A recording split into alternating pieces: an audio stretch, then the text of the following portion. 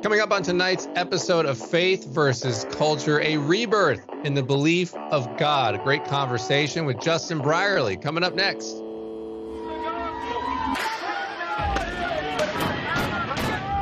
Have a sex before you marry them.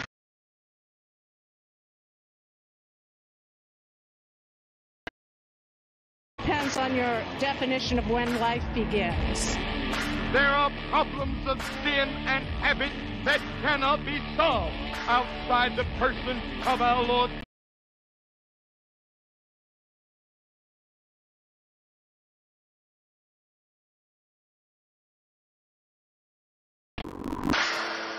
Well, hello and welcome to this episode of Faith versus Culture right here on the CBN News Channel. My name is Dan Andros. I am managing editor with CBN News, and joined as always by Billy Hallowell. Billy, what's going on? I'm doing well. I'm excited for today's episode and conversation because we're going to be talking about some of the maybe positive patterns or the things that are happening that maybe people aren't aware of in the faith space.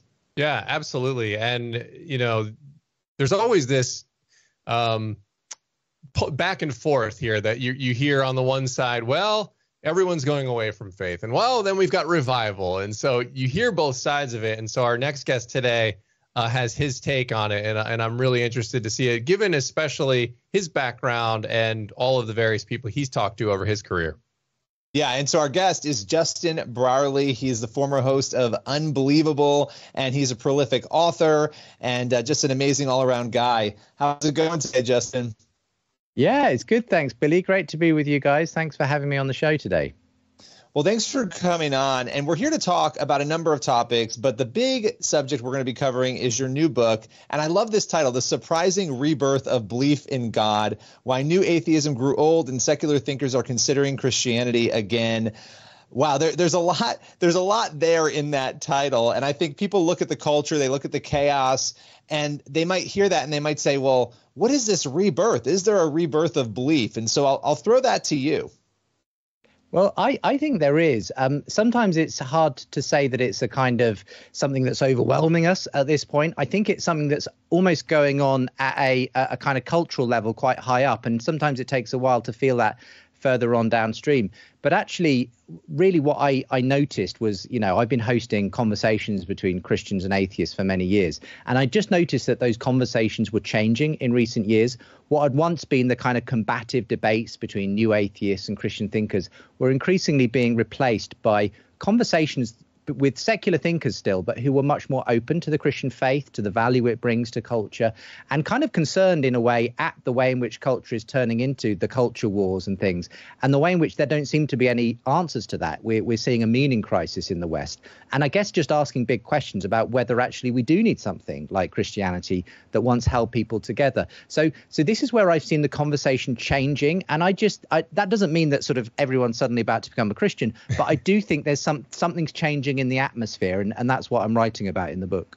Yeah, and you've obviously had a front row seat to many of these debates, and as a Christian, I'm sure first of all, I commend you for just sitting there with a straight face sometimes as a Christian and hearing some of these, some of the views and not wanting to jump out of your seat. I don't think I'd be able to contain myself as well as you did listening to some of the atheists, but you do a really good job of letting them explain their views. So but I wanted to back up a little bit. Can you talk about what exactly like the new atheist is versus just standard atheism before we get into like all the implications of how that's changing? Well, atheism, non-belief in God, has obviously been around for a long time, but new atheism was a kind of new incarnation of that in the mid-2000s. It was a very strident, anti-religious form of atheism, led by people like Richard Dawkins, Sam Harris, Daniel Dennett. These were the horsemen of new atheism. They all had best-selling books against religion, and it kind of resulted in a whole movement, especially led online, lots of rallies, conferences, and in a sense, a really strident anti-religious tone in the media as well. So that was kind of what the new atheism was. It even had in our country, the UK, a bus campaign which said there's probably no God. Now stop worrying and enjoy your life. And maybe the high point of it in the US was the Reason Rally in 2012, where a lot of people turned out on the Mall in Washington, D.C. to kind of champion science and reason. But what I say in the book is really that I think that movement to some extent has really come to an end. In fact, all of the new atheists are now no longer talking about religion. Actually, they've all effectively taken up sides in the culture wars. And I was so interested to see so many of these new atheists sort of architects actually falling out with each other in the end. A lot of the movement kind of unraveled under its own weight. And a lot of them got a lot more concerned with what was happening in the culture than their concerns with fundamentalist Christianity and that kind of thing. So the whole kind of thing started to change in the last several years. So that I would say the new atheism now, as I say in the title, has grown old. It's not really a movement that many people consider a live one any longer. Yeah, you're pinpointing something really interesting. I went to the Reason Rally to cover it, and I was there. And you look at that event, and that was the pinnacle, I feel like, of everybody coming together in that movement. And you really got this sense it was like an evangelistic sense they were evangelizing one another and bringing people in. And to think that just a decade later, you would have some conservative Christians in agreement with Richard Dawkins on certain cultural issues is remarkable. I never would have guessed that or saw that coming. What do you think it is that led to that decline? I mean, to have such a big movement get to that point and then to sort of end up where we are now, what precipitated that? Well, I think there are a number of things. I think, firstly, the culture itself got slightly bored of the new atheism, if I'm honest. I think it started to sound almost quasi-religious itself because it was so kind of strong in its rhetoric. It had the high priests of the new atheism. It had religious texts. It had a sort of orthodoxy, which was scientific materialism, and it had its heretics. So I think some people just got fed up with the kind of the religiosity almost of the new atheism. And eventually I had more people kind of dissociating themselves from new atheism who were non-Christians than kind of for it. But I think also, as I say, it kind of just started to crumble under its own weight. And it's interesting you say that, you can see conservative Christians as unlikely bedfellows now with Richard Dawkins on certain social issues like transgender is the one he's been speaking on particularly recently. And that for me is symptomatic of what's happened around the new atheism, because what happened to the new atheism was that it had all these internal disputes about precisely these kinds of issues. There was one wing that wanted to be pro LGBT, trans rights, feminism, and so on. And they wanted to take the movement in that direction. And there were others who were really concerned by that and saying, no, all we need is science and reason. We don't need any of this political ideology with our movement. And so that precipitated a huge split in the movement itself. And in fact, lots of these atheists no longer being able to share a stage with each other, lots of controversies. I mean, Richard Dawkins constantly getting into trouble for saying controversial things on Twitter and so on. And eventually, interestingly, there was a kind of a movement, especially for those who were concerned by the move towards woke ideologies, where they actually ended up realizing that Christians weren't necessarily their enemies. They were more their bedfellows. Another example of this is Peter Boghossian, who at one time was, a pin-up new atheist. He had written a kind of anti-religious book. He was this Portland philosophy professor. But when I contacted him a few years ago to take part in a debate on my show, he politely turned it down and said, Justin, I'm no longer debating religion because there's this much bigger thing that I'm worried about. And I actually see Christians more as my allies than my foes now. So he had a complete change of heart as to what battles he wanted to fight. And I've seen that time and again, actually. So we're living in a very different cultural context when the new atheists, are often actually more on side with some Christians than against them. Very interesting stuff. We are talking to Justin Brierly. He's got a new book, The Surprising Rebirth of Belief in God, Why New Atheism Grew Old and Secular Thinkers Are Considering Christianity Again. We're going to have more with Justin on the other side of the break. This is Faith versus Culture. We'll be back in just a second.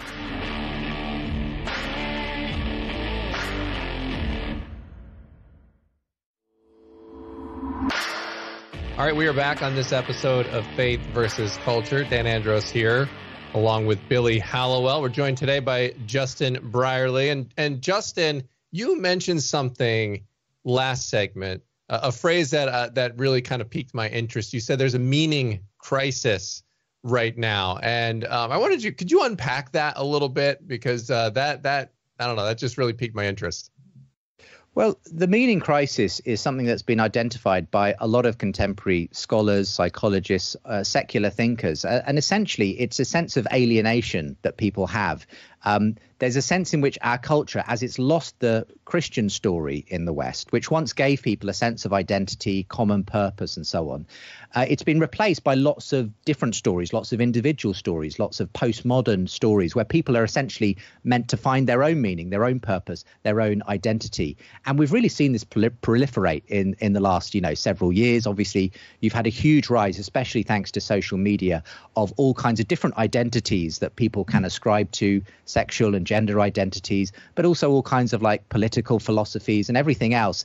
And in many ways, what I see these, and other people have seen this as, is a kind of replacement for God. It's like the way in which people kind of fulfill that religious instinct in their lives, and it's by putting something as sacred in their life, and it might be their gender identity or their sexual identity or something else.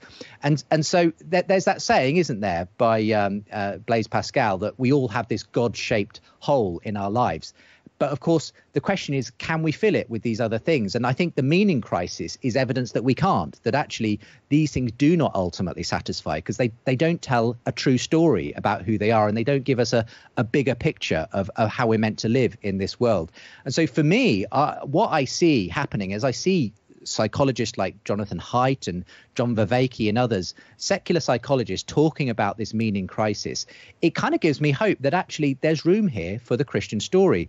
And then I see other secular psychologists like Jordan Peterson, for instance, who's obviously become, a hugely well-known name in this area, often directing his young men who come to him for advice, who are looking for meaning and purpose in life, these kind of refugees from the meaning crisis. And where is he sending them? Well, he's sending them back to the Bible, interestingly. He's putting on huge lectures on the book of Genesis or Exodus. He's writing books like 12 Rules for Life, full of Christian wisdom, essentially. And I just find that really interesting. I think what we're seeing is that a lot of people are recognizing the Christian story still can be relevant for people who are looking for meaning and purpose. And actually, none of these smaller stories that we're telling ourselves are really doing the job in our contemporary culture. So I think the meaning crisis is kind of an identity crisis. And the identity people are ultimately searching for can only be truly found in Jesus Christ. Yeah, it's really something I've noticed is very interesting among all the debates that are going on now. It's gotten, morality and different things we should champion and shouldn't have always been debated. Atheists have jumped in that, even though, a lot of people would say, well, you don't have a basis to jump in on it, and they do jump in on it anyway. But I think now, just in the last couple of years, the debates have gotten so extreme where basic truths are being challenged. I'm not a man, I'm actually a woman. And people are just, men can get pregnant, and you're saying these things. And it's like you almost don't even know how to argue them because they're so basic and they're so self-evident. How do you argue it? And I think, and this is just my assessment here, and I wonder, given all the conversations you've had, if you would agree that I think Christianity and God are the only way to really argue those things. And we're being forced into that direction, I think, by some of these cultural debates. Do you agree with that? I do broadly agree with that. I think that it's come as a bit of a surprise, I think, to some of those new atheists I mentioned earlier, that having done, effectively the job of trying to take away the Christian story from the culture, it's actually left this void, and it hasn't been filled by some kind of logical, scientific rationalism. It's been filled by all kinds of other interesting beliefs. Quite often these kind of very postmodern, I can just invent my own reality kind of beliefs. And they've realized actually that's worse than what they were fighting against in the first place. And because you can't have an argument with someone who just says, well, I'm just going to reframe reality in whatever way I choose. And so that's why, as we were saying earlier, there's been some unlikely kind of alliances between Christians and atheists. And for that reason, I think this is an interesting moment, because as we kind of lose, in a sense, a purchase on reality, as people kind of go off in all kinds of different directions, I think there is going to be a kind of exhausted middle who are going to say, look, this is ridiculous. If we can't agree on the basic terms of what it means to be a human, then where do we go? And I think it will push people back towards something that kind of, if you like, makes a foundation for life. I think the problem is that if you really believe, as the atheist claimed, that we live in a completely purposeless universe in which essentially you are just, a bag of chemicals floating around and you've got to make your own meaning and purpose, people will go in really weird, interesting directions when they do that. And I think what some of these secularists and atheists are realizing is actually we need something like the Christian story to make sense of who we are. You need something that actually gives people a kind of a story to live into. You can't just give them a kind of a blank canvas and just say, make it up as you go along, because then all kinds of crazy things will happen, as people seek to do that. So I think it's interesting the way we're coming back to this idea that we need to have some kind of a sense of who we are, a story that makes sense of us. And yes, the Christian story has actually done that for millennia, for many generations of people. It's been highly successful. The Western culture is basically based on Christian principles. And I think, it just about now, as things start to, really fall apart in culture, it's only now that a lot of secular intellectuals are realizing just how powerful that story was and whether we should have jettisoned it as quickly as we did, in the last few years. Yeah, I have to ask you, shifting gears a little bit, when I look at your career and what you've done, more than anybody in an era where people are in echo chambers, they're only talking with people they agree with, bringing different people together, Christians and atheists, to have these conversations. Some people might say, gosh, did that challenge your faith? I'm curious. I'd love to hear from you. How has it impacted, maybe even grown your faith, refined your faith, to be the facilitator of hearing so many of these different conversations? Certainly, it was a wonderful privilege to be able to host so many conversations on The Unbelievable Show. And in a way, my faith really did grow. It was often challenged at times, but often I think it's through being challenged that our faith actually grows. And I came to appreciate actually through those conversations and having to hear and, understand the pros and cons and the defenses of Christianity, that actually there is something really substantial here in the Christian story. There's an intellectual core that makes sense of it. There's a philosophical grounding to it. And so for me, I was really encouraged through the years of hosting these conversations. And I think we need to be open to that. I think we need to kind of take people's questions and doubts seriously. That's what I'm aiming to do in the new book as well. But to also find as Christians that actually the Christian story is big enough and strong enough to actually meet those and to have, real honest dialogues and to actually provide fruitful answers. So I'm always encouraged, actually, when I come out of conversations, just how well Christianity can do in the public square in that way. All right. Well, Justin, I wanted to why don't we wrap up here? We're getting close on the time. What would you like people to get from this book that you have out here? You obviously you have a lot of history, as we talked about, with these conversations, and you've gleaned a lot of information. So what would you like people to get from this book? Well, I've noticed that in recent years, there's been a kind of a lot of negativity and cynicism around the church. And I understand that fully, because there's been a lot to regret in what's happened in certain forms of the church, celebrity culture and so on, that's led to falls from grace and all kinds of things. But sometimes I think we need a bit of an injection of optimism as well. And I hope this book is something like that, because actually I don't believe God is finished with the church. I believe actually often we only see a small picture in our moment of what God is doing on a grand cosmic scale and through history. So I think the history of Christendom has always been kind of death and rebirth. And I think we are actually seeing as the book says, surprising rebirth of belief in God. I think we're just seeing the first signs of it. It's almost like the tide on faith is just about ready to start turning. But I believe that the church should be ready for that reason, to embrace people who are looking for meaning, purpose and identity. And my hope is that this book will help to convince people that the tide is turning, that maybe we will see the revival of belief in God in our generation and a turn back towards the Christian story. Now, it may be that the church needs to change in order to be able to respond and to invite and engage people who are on that journey. But I believe God always does find the church that he needs to do that in every generation. And I just pray that we're going to be part of it. Well, and I think that call there to be ready is so important for the church right now, especially watching so many of the revivals and all these mass baptisms happen. There's a lot of people there who need the truth. Justin, appreciate your time today. Great to be with you guys. Thanks, Billy. Thanks, Dan. Thanks.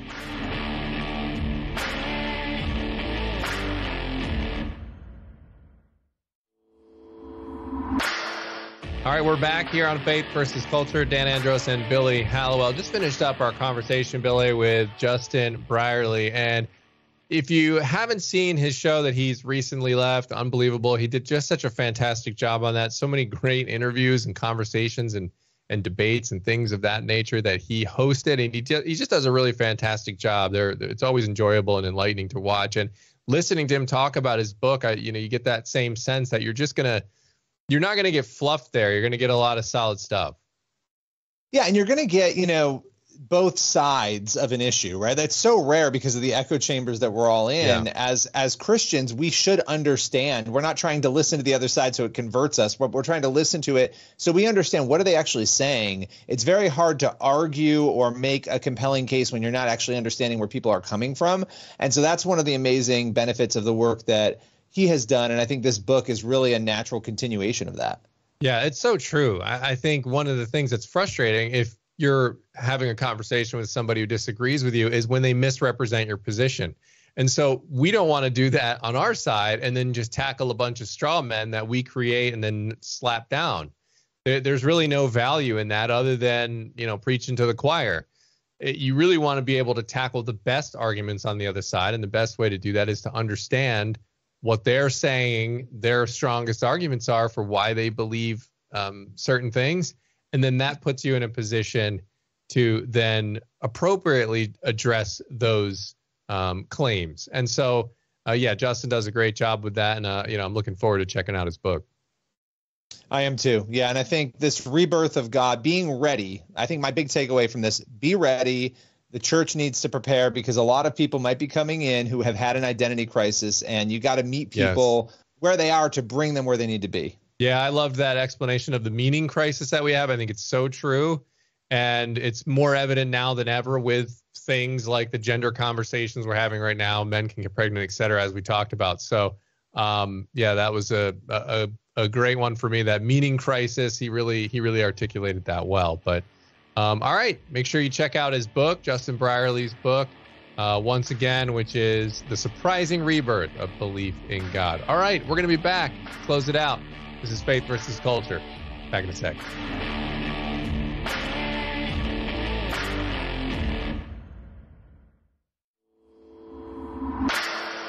Well, thanks so much for watching this episode of Faith versus Culture right here on the CBN News Channel. As always, don't forget to check out the Quick Start podcast each and every weekday morning at 7 a.m. Billy, myself, and Goins-Phillips, we are getting through the news of the day from a Christian perspective.